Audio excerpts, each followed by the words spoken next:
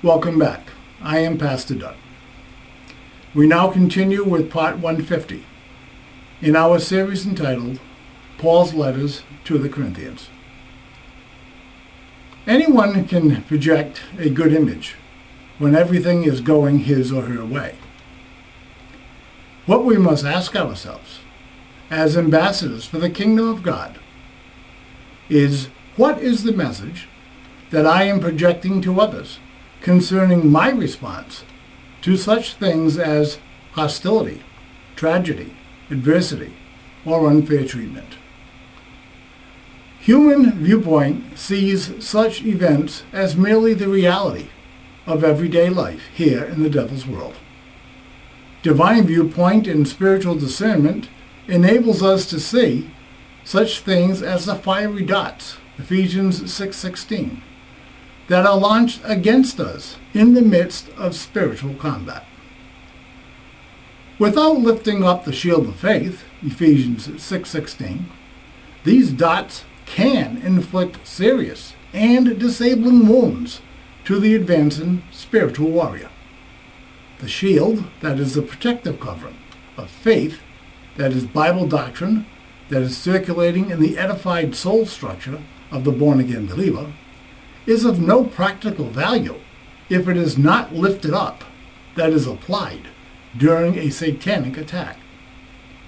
Having the knowledge and ability to accurately quote the Bible from cover to cover is one thing, but to have the presence of mind to remain calm and to apply Bible doctrine in the midst of spiritual combat is another matter altogether. Faith and fear are antithetical. The more you have of either one, the less you have of the other. Panic and fear is a very contagious plague that is a part of Satan's biological arsenal of weapons of mass destruction. The overt vibes and unspoken messages that our personal lives send out on a daily basis either confirms or denies the reality of what we claim to believe.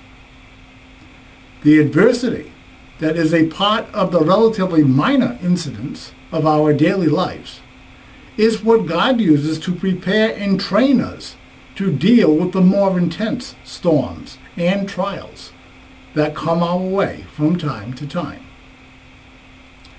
I can assure you that the unspoken testimony of our daily lives is going to be heard sooner and louder than any verbal message of edification that we may want to communicate to others.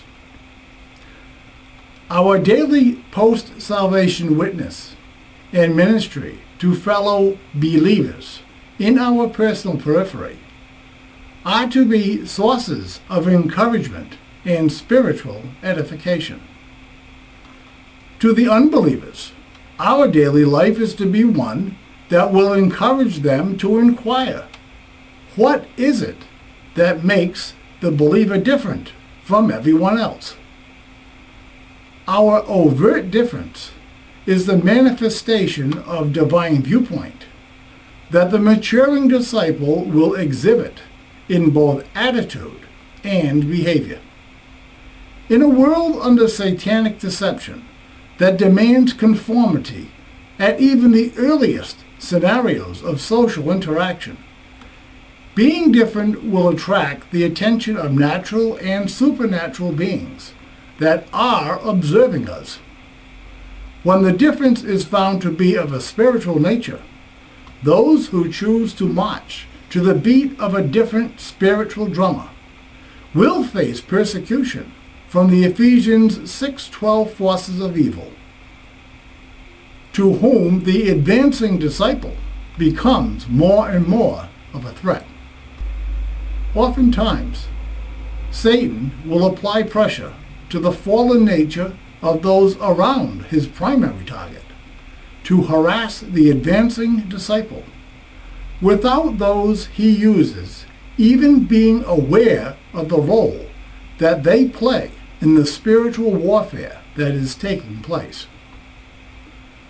Pressure to conform to the will and the likeness of the majority in the natural and social realm begins at the earliest stages of life, where one's progress or capability is measured by the norms and standards that have been established by the majority. Being significantly different in the natural or social realm can set the stage for a lifetime of emotional pain, struggle, and even torture that, if not addressed properly, will be acted out inwardly or overtly with severe consequences to both the individual and, in some cases, society at large. These same principles can apply in the spiritual realm. Being different from the unbeliever and carnal believer is something that disciples become as they learn and apply the mind of Christ to the details of life here in the devil's world. It is not possible to learn and apply the mind of Christ on a consistent, daily basis to our attitudes and behaviors, and then not be different from the majority of people in our personal periphery who are under the influence and deception of human viewpoint. This difference will result in the manifestation of hostile reactions that will come from the fallen nature in those within our personal periphery in which we interact with on a daily basis. The fallen nature in man is receptive to human viewpoint. Human viewpoint includes religion. The fallen nature in man is hostile towards anyone or anything that is different, and even more so if the different one or thing voices a contrary opinion than their own. The resulting pressure that this hostility produces is used by the forces of evil, Ephesians 6:12, in an attempt to dissuade a born-again believer from continuing on along the path of discipleship. The more determined the disciple becomes to finish the course, the more intense the pressure from the forces of evil he or she will experience and encounter. All the advancing believer has to do at that point is to get off the straight and narrow road of discipleship and join the majority on the road that leads to destruction.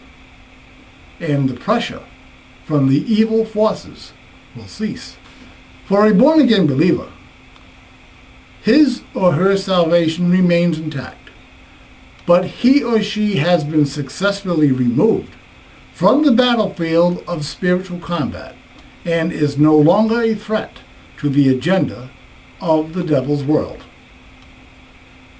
He or she will likely try to compensate for his or her desertion by acts of human good, morality, and religion, but will not produce any divine good that glorifies God. How we choose to react or to respond to the inevitable persecution that true disciples encounter will greatly strengthen or eventually void the testimony of our post-salvation spiritual lives. For the minority who do not run from the battle, there is another dangerous obstacle to overcome if one chooses to advance and to go deeper into enemy territory. The disciple is going to learn that the closer he or she comes to overcoming an objective in the spiritual realm, the more resistance and flack he or she can expect from the enemy.